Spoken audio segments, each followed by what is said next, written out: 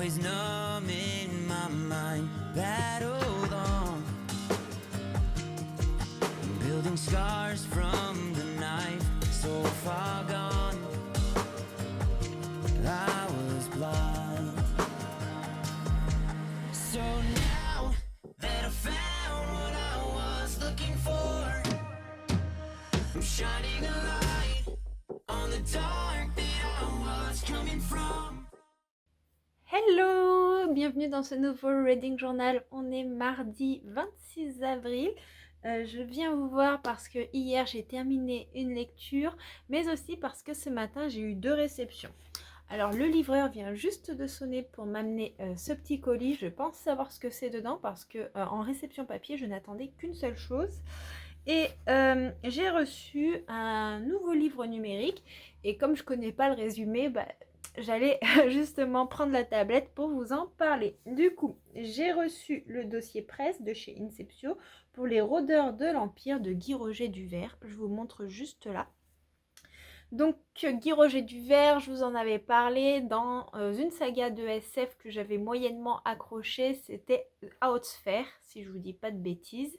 Et donc là par contre nous serons dans une saga médiévale fantastique et il y a beaucoup plus de chances que ça me plaise. Du coup je me suis dit que j'allais vous lire le résumé, ce serait beaucoup plus simple. Une auberge perdue au milieu de montagnes boisées est soudainement attaquée par une troupe de soldats vêtus de noir. Les survivants, un groupe éclectique de guerriers mercenaires, voleurs et autres rôdeurs, ne se connaissant pas les uns les autres, parviennent à se barricader à l'intérieur avant le second assaut. Leur point commun, ce sont tous des professionnels de la survie. Eux ont une chance de survivre là où la plupart périraient. Ils partagent désormais un objectif, le double, découvrir pourquoi on les veut tous morts et surtout, malgré les suspicions et tensions qui se développent entre eux, survivre.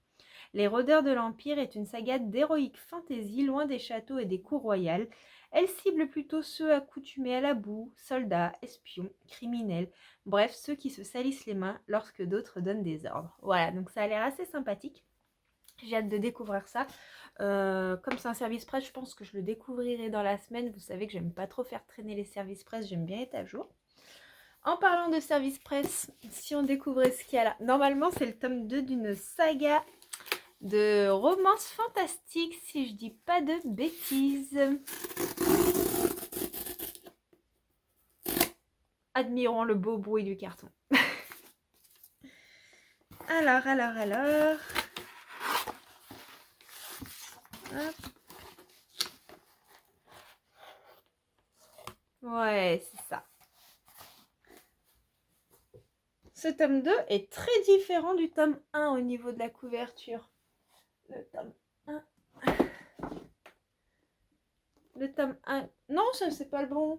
Je vous montre le mauvais livre. Je l'ai mis où? Il est là.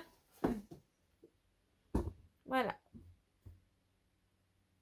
Donc là, c'est Avenicia, l'Académie des Anges. Donc pour ceux qui ne connaissent pas Avenicia, c'est une démone.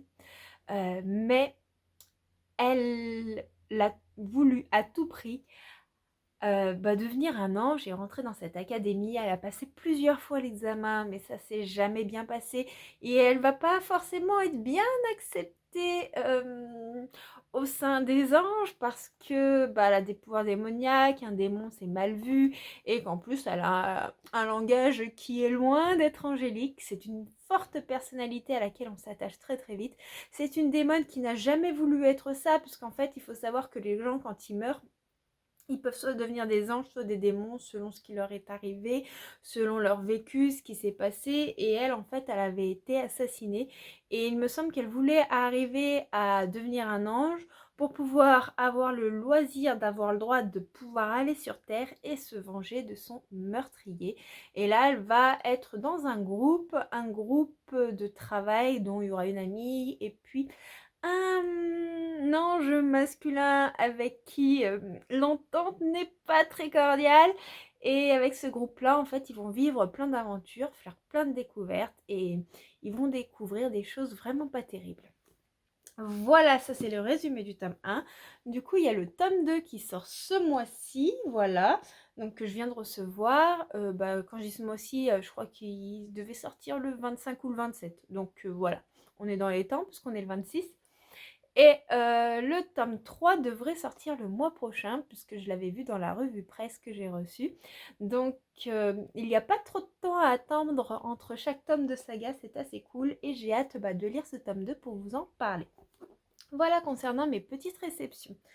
Niveau lecture, hier j'ai terminé de lire La Dragonne et le Drôle de Damien Galisson. Alors ce livre, je l'avais commencé vite fait dimanche soir. C'est une fantaisie jeunesse en vers libre, publiée chez Sarbacane. Et c'est assez déroutant comme style de lecture. J'avais jamais lu de roman en vers libre. Et j'ai eu un petit peu de mal à m'adapter à cette narration. Dans cette histoire, on suit le drôle. Le drôle est un jeune garçon de 12 ans qui a suivi son frère, parce qu'ils n'ont plus rien, son frère Rudy, qui fait partie d'un trio de mercenaires. Donc le drôle, il aime les chansons, il aime les rimes, il est plein de bienveillance, mais il ne se sent pas du tout en accord dans ce trio de mercenaires qu'il doit suivre, puisqu'il n'a que ça, comme son frère en fait partie. Et un jour, en fait, il va faire la rencontre d'une dragonne, une dragonne qui est poursuivie par un escadron d'aéronefs de guerre. Donc, en s'approchant et tissant un lien avec cette dragonne, il va se mettre un petit peu toutes ces personnes à dos et aussi les mercenaires avec qui il voyage, parce que le but est de récupérer l'œuf de la dragonne et de se faire un max d'argent dessus. Voilà un petit peu ce que nous raconte l'histoire. Donc moi j'ai beaucoup aimé le drôle, qui est un petit garçon très attachant, très touchant, plein de bienveillance, qui veut tout faire pour que tout soit en accord avec tout simplement sa façon d'être, sa façon de penser, et qui veut faire le bien, mais qui, s'il ne veut pas se retrouver tout seul, doit en même temps suivre les ordres. Et c'est très très difficile parce que s'il ne suit pas les ordres, il perd également son frère. Voilà. On est dans ce type d'histoire, un récit fantasy assez simple, et en même temps on ne pouvait pas faire plus compliqué, puisque comme je vous dis, c'est en vers libre. Le rythme de l'histoire est très très particulier. Comment je peux vous le montrer? Je vais vous lire genre le premier paragraphe, comme ça vous vous rendez compte un peu du style de narration. C'est à cause de moi qu'ils les ont tués tous, parce que j'ai chanté. Sur le sentier tortueux, après 3 jours de marche, entre 2 ponts vieillots, Tanner, qui me devance, la hache dans le dos, tourne vers nous sa trogne, sa barbe rousse et dense. Il désigne un écriteau, auberge de Cachemire. « Chef, tu voulais dormir au chaud ?» dit le guerrier. « Pas con, faut voir, dit-il. » Ça fait 2 nuits que Chef grogne contre les soirs glacés et qu'il rappelle qu'on doit fêter la fin de ce contrat. Il me passe la longe du cheval qui porte nos frusques sèches, les gamelles et les cordes, et la grande toile roulée qui sait rapidement se transformer en tente. La nuit n'est pas tombée, comme la fraîcheur arrive, je vois Chef peser l'idée d'une couche propre, un repas chaud, des verres d'alcool. Voilà. Donc en soi, il n'y a rien de compliqué, mais le rythme du récit est déroutant quand on n'a pas du tout l'habitude. Et là, c'est pas forcément la partie la plus chantée, la plus mise en avant, la partie la plus poétique. Ce qui fait que quand on n'a pas l'habitude, ça demande un petit peu de concentration pour comprendre le récit. Dans l'ensemble, j'ai trouvé l'univers très original, notamment la narration. J'ai beaucoup aimé les personnages. Il n'y a pas de grand suspense puisqu'on est sur un récit, tout ce qui est de plus classique. Si c'était pas écrit en vers libre, je pense que ce genre de récit aurait pu simplement être une petite nouvelle. On a des liens forts d'amitié, d'amour, de famille, on a des belles valeurs parce qu'on a un jeune homme qui se bat pour ses convictions et qui se bat contre l'appât du gain. Donc oui, c'est beau, c'est mignon. Après, je vous avoue que c'est peut-être pas le récit qui va rester dans ma mémoire. Voilà pour ma lecture terminée d'hier, et j'ai entamé hier soir et j'ai continué un petit peu à lire ce matin My Only Exception, le tome 1. Donc c'est la partie écrite du point de vue de Ella de Delinda Dane, publiée chez Black Ink Edition. Delinda Dane, c'est une autrice de romance que j'aime beaucoup, qui m'avait énormément émue avec Stairway to Heaven et que j'avais adoré lire dans une romance un peu plus comique avec... Ah, j'ai un doute. Scottish Rhapsody. À chaque fois, je veux dire Bohemian Rhapsody, mais non, ça n'a rien à voir. Donc, que j'avais adoré aussi dans Scottish Rhapsody. Et donc, j'avais envie de la découvrir tout simplement dans d'autres de ses romances. Et j'avais celle-ci qui était dans ma pile à lire. J'ai le tome 2 aussi, donc comme ça, je pourrais enchaîner, c'est cool. Et c'est assez différent, mais j'aime beaucoup. Dans cette histoire, on suit Ella. Ella est une jeune fille assez timide dans ses relations sociales, qui a une colocation avec sa meilleure amie qui se passe très très bien. Sa meilleure amie est beaucoup plus délurée, beaucoup plus ouverte aux autres, et c'est un peu grâce à elle que Ella va s'ouvrir un petit peu. Mais elle flash sur un homme qu'elle voit à chaque fois dans le tram, et cet homme, il est mystérieux, il a un beau regard, il est tatoué, mais elle essaie de l'observer discrètement, elle fantasme un petit peu sur lui, vous voyez, elle se cache derrière son livre pour le regarder et que ça passe inaperçu. C'est assez fun, c'est assez cliché, j'aime beaucoup. Et un jour, cet homme va la sauver d'une agression, parce qu'il y a un homme qui est très très lourd dans le tram tout simplement, et à la sortie de celui-ci, il va l'agresser et son crush va la sauver, mais de manière assez sauvage, ça va être assez brutal. Depuis ce jour-là, elle est un petit peu craintive et elle va s'inscrire à un cours de Krav Maga pour pouvoir apprendre à se défendre. Il se trouve que le prof de Krav Maga est ami avec son mystérieux sauveur, qu'ils vont se rencontrer dans d'autres diverses situations et que même si son sauveur et elle n'ont rien en commun, cette agression va les rapprocher. Voilà un petit peu l'histoire en elle-même de ce que j'ai lu. J'en suis au tout début, j'ai pas lu grand chose, vous voyez, donc pas de spoiler. J'aime beaucoup, c'est un petit peu plus hot que ce que nous a habitué Delinda dans ses autres romans pour le moment. Mais bon, ça va avec la maison d'édition qui est Black Ink. Donc je reviendrai vous en parler dès que j'aurai avancé. Sur ce, du coup, je vous laisse et je retourne à ma lecture. For so long, I was living my life, oh so wrong, always numb in my mind, battled on, building scars from the knife, so far gone, I was blind, so now that I found what I was looking for, I'm shining a light on the dark that I was coming from. It never broke me down to my knees, where it wanted me to be. Turn on the love for myself, go on down.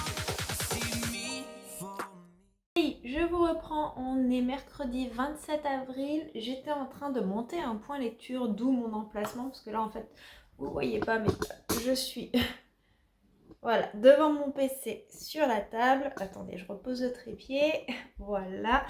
Et au moment où j'étais en train de faire mon montage, le facteur a sonné et je viens de recevoir un gros colis. Alors je sais ce que c'est parce que c'est une commande que j'avais faite.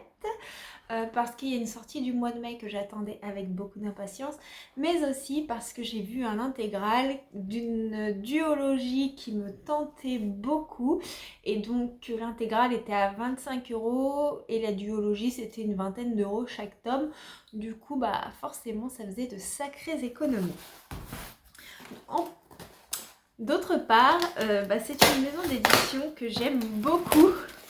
Et donc j'ai commandé sur le site de la maison d'édition. Je n'avais aucune idée de quand serait expédié le colis. Et j'ai eu la notification hier soir comme quoi le colis arrive aujourd'hui. Alors, si j'arrive à ouvrir le carton.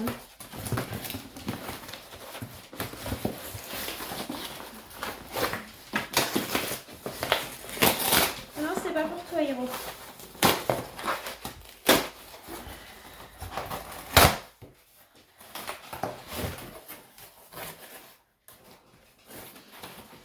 Ah, ça y est. Hop, c'est la facture. Je pose par terre, tu touches pas. Hein? D'accord? Désolée, c'est pour le chien que je dis ça. Donc, ah ouais, il est assez énorme. Les échos du temps de Juliette Pierce, publié aux éditions Bookmark. Trop trop beau. Trop trop trop beau. J'adore. Magnifique. Voyons voir l'intérieur. Ouais, c'est quand même assez dense. Hein. Bon, après, c'est une intégrale, donc forcément. Les échos du temps. Voyons voir l'intérieur.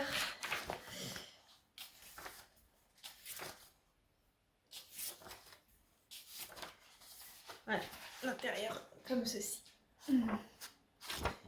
Donc, je me souviens plus du tout du résumé. Tout ce que je peux vous dire, c'est que Juliette Pierce, je la connais en romance. J'aime beaucoup ses romances et j'avais envie de la découvrir dans des univers un peu plus fantasy. Alors, il est venu pour la tuer, mais le destin en a décidé autrement. Il existe deux types de sorcières. Les gentilles qui utilisent leur pouvoir pour faire le bien et les méchantes. En tant que descendant d'une lignée de chasseurs, l'objectif de Shade est de toutes les exterminer sans distinction. Sur les traces de sa première victime, c'est finalement lui qui tombe dans le piège tendu par Rune, la sorcière qui l'a prise en chasse. Lié à elle à cause d'un sort, il est contraint de se lancer à corps perdu dans une quête qui n'est pas la sienne. Rune arrivera-t-elle à dompter l'impatience de son ennemi? Ses pouvoirs suffiront-ils à la protéger de la mort? Voilà.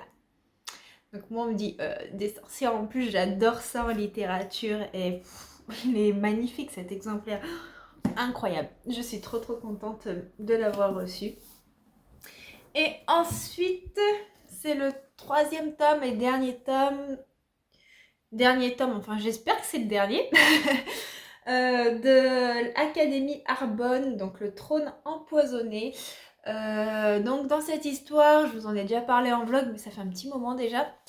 On suit Violette qui est une orpheline qui a été sélectionnée pour arriver dans l'Académie Arbonne. L'Académie Arbonne, c'est une académie hyper huppée où c'est des héritiers de trône qui étudient, mais ces héritiers ils sont incognitos si vous voulez parce que la population ne les connaît pas. Le monde a totalement changé, les territoires ont totalement changé, on est quand même dans une romance dystopique et on a un rêve à verser dans cette histoire, je tiens à vous le préciser. Et on va apprendre plein de choses sur les royaumes régnants, les complots de celui-ci, tout ça. La fin du tome 2 m'avait totalement laissé pantoise et j'avais très hâte de connaître la suite. Alors j'avais adoré le tome 1, le tome 2, c'était assez perturbant. J'avais à la fois envie de taper les personnages et en même temps je pouvais pas lâcher ma lecture. Voilà. J'avais envie de les secouer les personnages, de leur dire mais qu'est-ce que vous faites là? Mais non, c'était addictif et du coup bah forcément je voulais ce tome 3. Donc maintenant que je l'ai, je crois qu'il va pas faire un pli. Sachant que j'ai aussi reçu le tome 3 en numérique. Ce qui est bien, c'est que quand vous achetez sur le site de la maison Bookmark, vous recevez, si c'est possible et si c'est pas des intégrales, le livre numérique en même temps que le livre papier.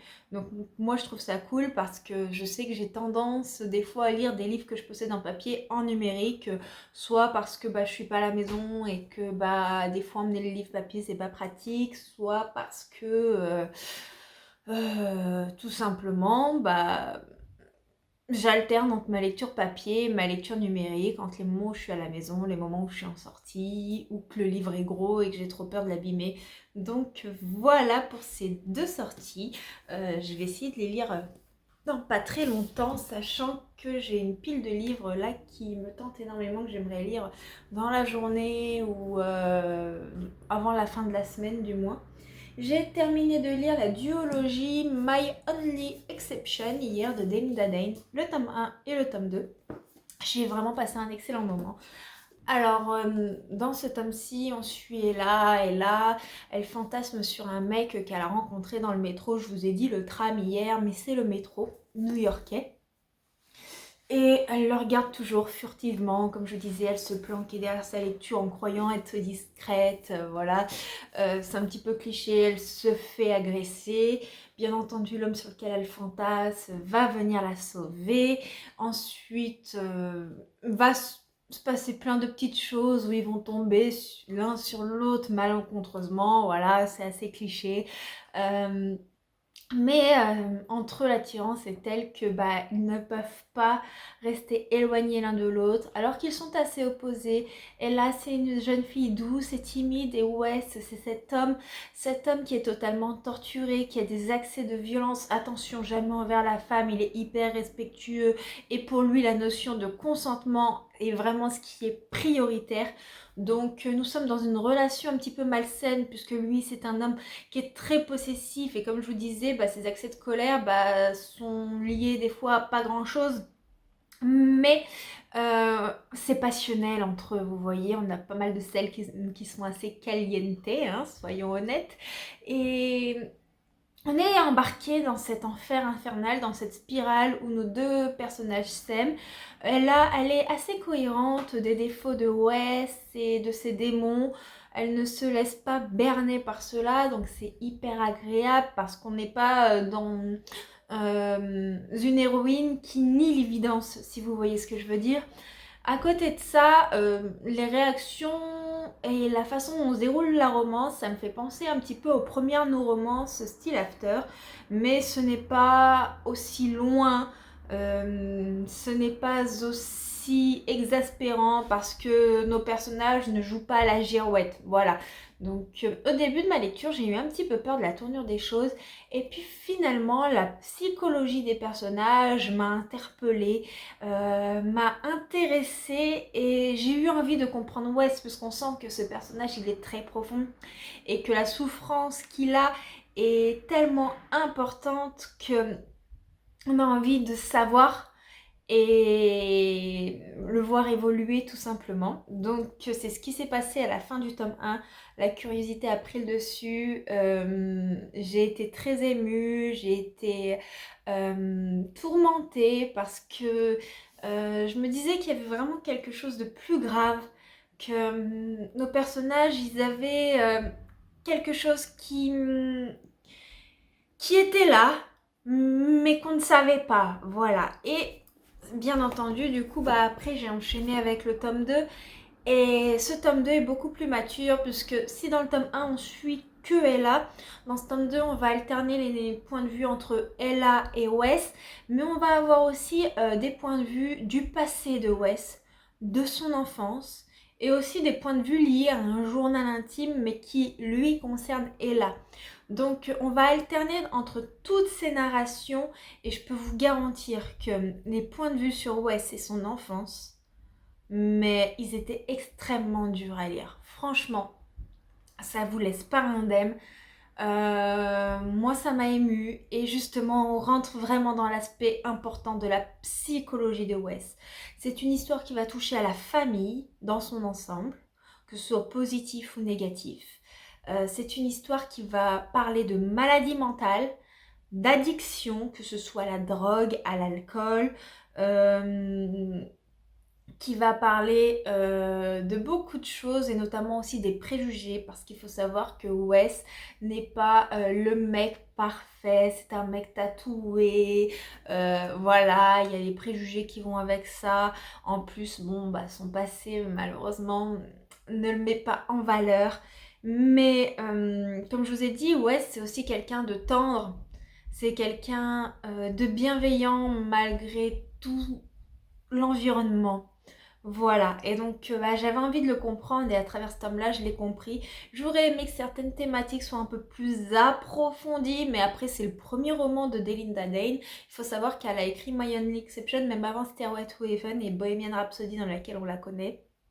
Donc franchement j'ai été bien happée et bah, du coup j'ai passé un super moment avec cette duologie, vous l'aurez compris. Voilà du coup pour ma lecture terminée. Je reviendrai vous parler des autres lectures que je compte faire un peu plus tard. Là je vais me remettre au montage. Je pense que j'irai faire les photos de mes réceptions aussi parce que comme ça je les aurai en stock, j'aimerais bien les lire. J'ai un peu que ça à faire ces derniers temps comme je suis en arrêt maladie. Euh, voilà, j'ai pas forcément envie d'en parler là en vidéo, mais du coup, bah, faut que je m'occupe quand même un petit peu l'esprit. Et ce soir, faut que je me motive à aller à la salle de sport avec Gauthier, ça me fera du bien aussi au moral.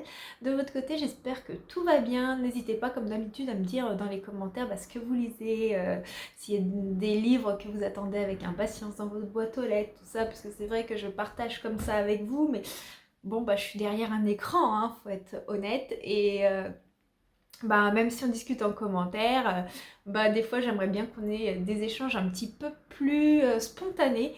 J'hésite à me lancer, à faire des lives un petit peu spontanés sur Instagram ou même sur YouTube, mais je vous avoue que j'ai peur qu'il n'y ait personne au moment où je l'ai fait, donc j'ose pas trop.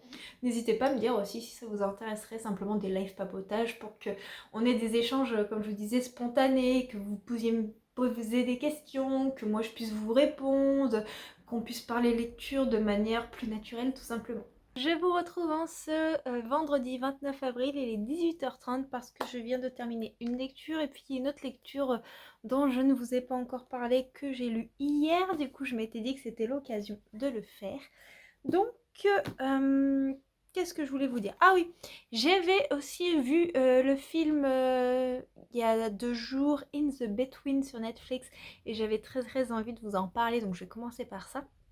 Donc en fait, j'étais très très curieuse de découvrir ce film romantique où on suit Tessa et Skylar. Tessa et Skylar ont eu un accident de voiture et bah, Skylar n'est plus là.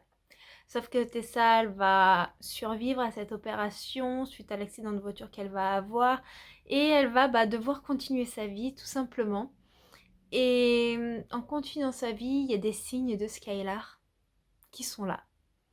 Et elle va partir un petit peu à la recherche de son premier amour perdu, et essayer de comprendre pourquoi elle le voit partout un petit peu où elle se trouve.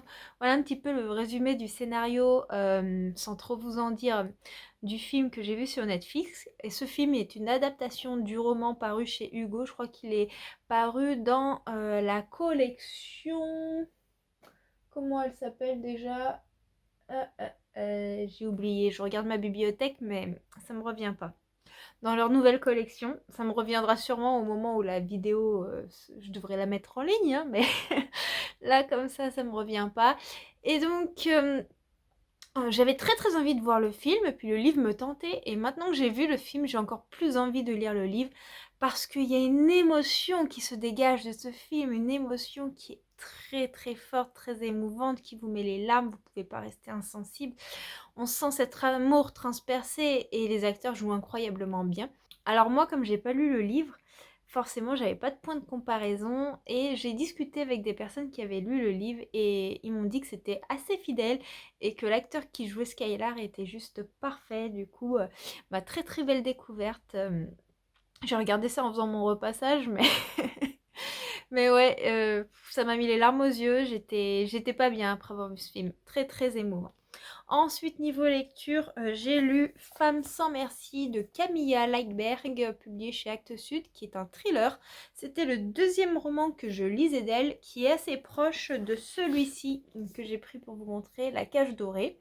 Donc lui, c'était le premier livre que je lisais de l'autrice, où on suivait une femme qui s'était rendue compte que bah, sa vie n'était pas telle qu'elle était dans ses rêves. Il me semble que son mari l'a trompée. Il y a toute une histoire ensuite de violence conjugale et tout ça. Donc ça m'avait bien touchée à l'époque.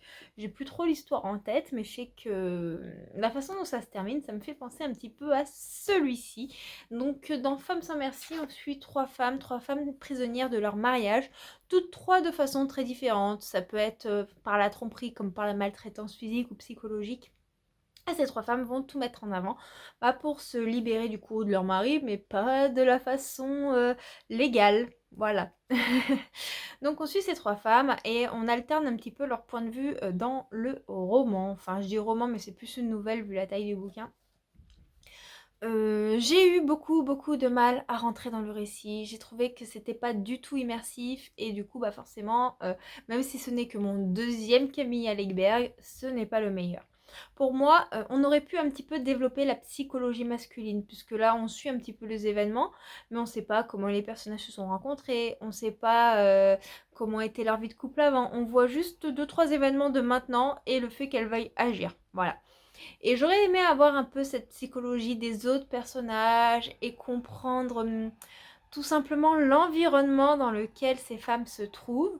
Donc là, on est vraiment sur le moment où, si vous voulez, dans un bouquin, je dirais la résolution du problème et on s'arrête là. Et c'était un petit peu gênant. J'aurais voulu beaucoup plus. Après, voilà, c'est quand même assez sympa, ça se lit bien, mais c'est pas le genre de livre que je retiendrai du tout dans ma mémoire.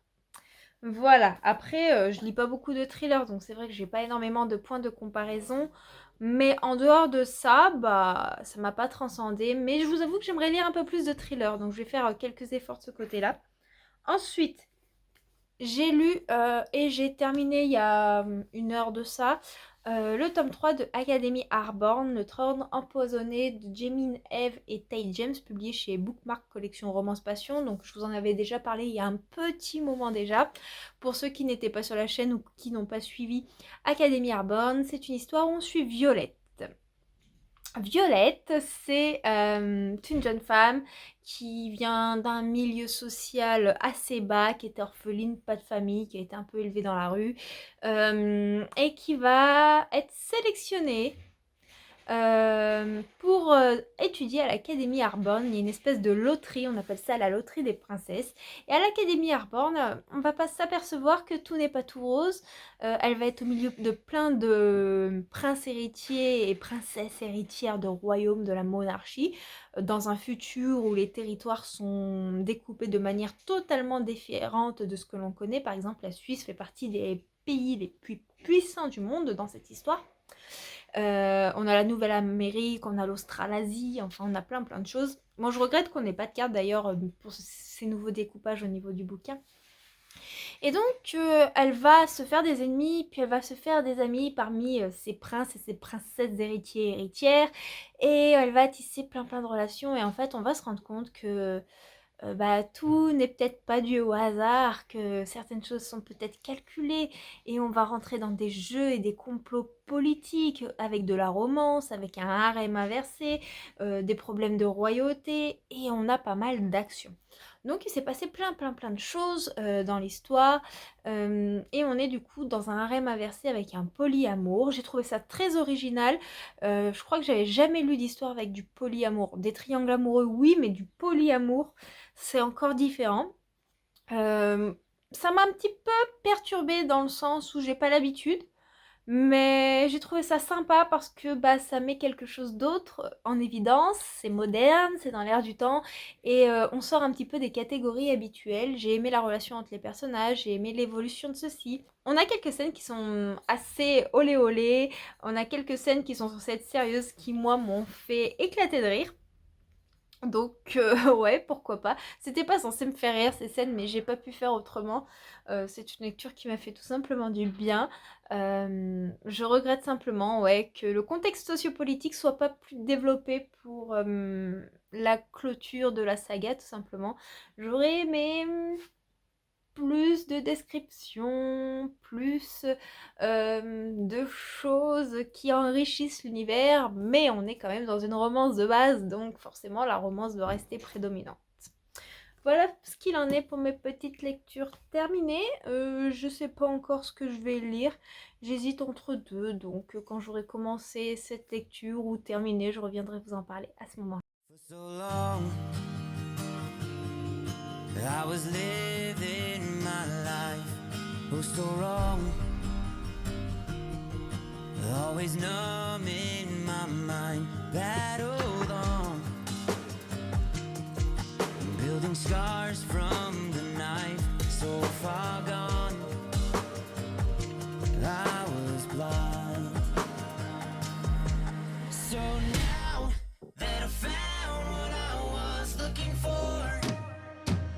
I'm shining a light on the dark that I was coming from. It never broke me down to my knees, where it wanted me to be. Turn on the love for myself, go on one more down. I see me for me.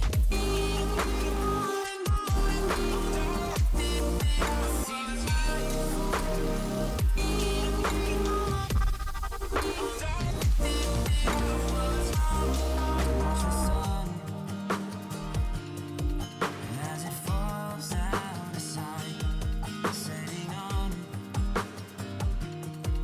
all the shadows that I've overcome, pulling stars from the night, one by one, no longer blind. So now that I found what I was looking for, I'm shining a light on the dark that I was coming from. It never broke me down to my knees, where it wanted me to be. Turn on the love for myself, go on one more down. I see me for me.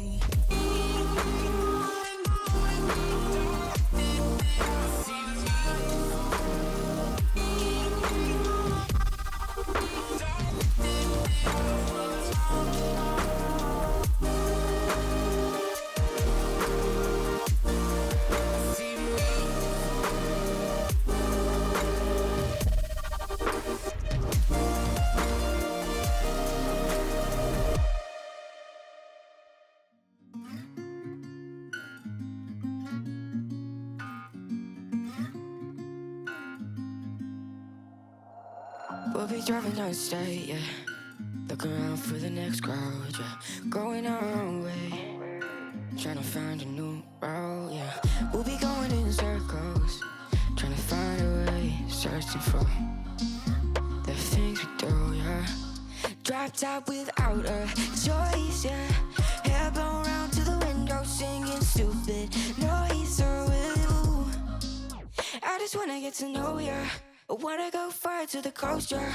I wanna drive fast to the ocean. I wanna know all of you. Growing old like a ghost, yeah. I wanna have kids of my own, yeah. Live a life till it's over. But until we do, it's sleeping too long.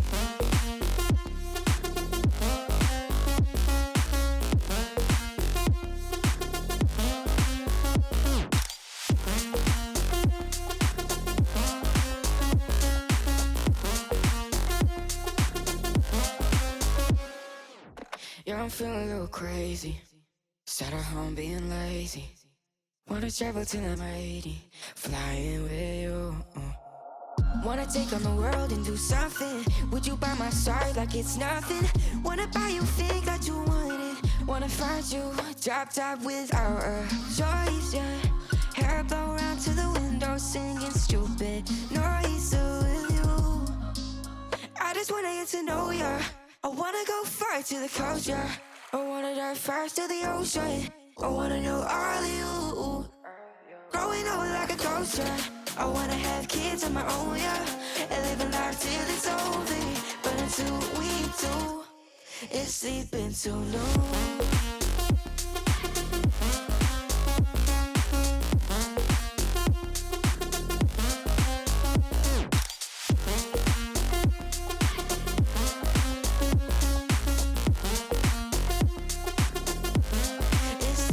Too long.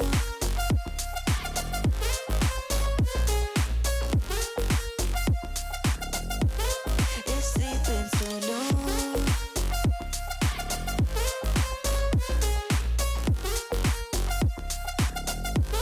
It's sleeping too long. For so long, I was living my life, oh so wrong. Always numb in my mind, battled on,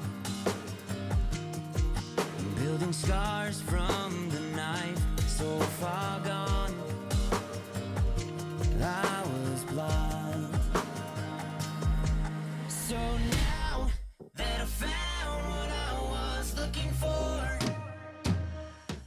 Et coucou tout le monde, je vous retrouve en ce dimanche 1er mai. Alors, j'ai une lecture terminée, puis j'ai 2 lectures en cours, je vais vous en parler. Hier, j'ai pas énormément lu parce que, comme vous avez dû le voir dans les rushs précédents, c'était journée pâtisserie. J'aime beaucoup faire des grands gâteaux, style 3 chocolats, rainbow cake et tout ça, mais c'est vrai que j'ai pas souvent l'occasion d'en faire parce que on fait pas ça pour deux, hein.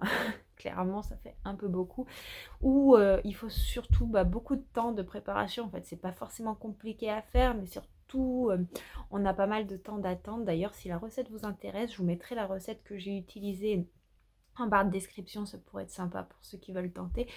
C'est vraiment pas du tout difficile à faire. Le seul truc, c'est que moi j'avais pas de bande rhodoïde à mettre à l'intérieur de mon cercle, ce qui fait qu'au démoulage c'était un petit peu compliqué et qu'on n'a pas le fini lisse que j'aurais aimé. Alors qu'avec une bande rhodoïde, vous savez, c'est les bandes transparentes qu'on a chez la boulangerie pâtisserie tout simplement, qui sont collées contre le gâteau. Ça permet que vous enlevez votre tour. Et après, en fait, au moment de manger le gâteau, vous enlevez la bande et ça fait un fini tout lisse, impeccable. Et ça, je l'avais pas. Du coup, moi, avec un couteau très fin, j'ai fait le tour comme ça, en fait, du tour à pâtisserie pour arriver à le démouler sans trop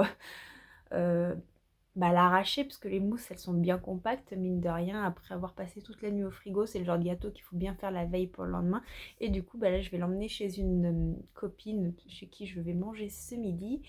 Parce que tout simplement j'amène le dessert et j'avais très très envie de faire un dessert moi-même. Comme j'aime beaucoup faire de la pâtisserie et que en ce moment j'ai le temps, autant faire les choses qui font du bien.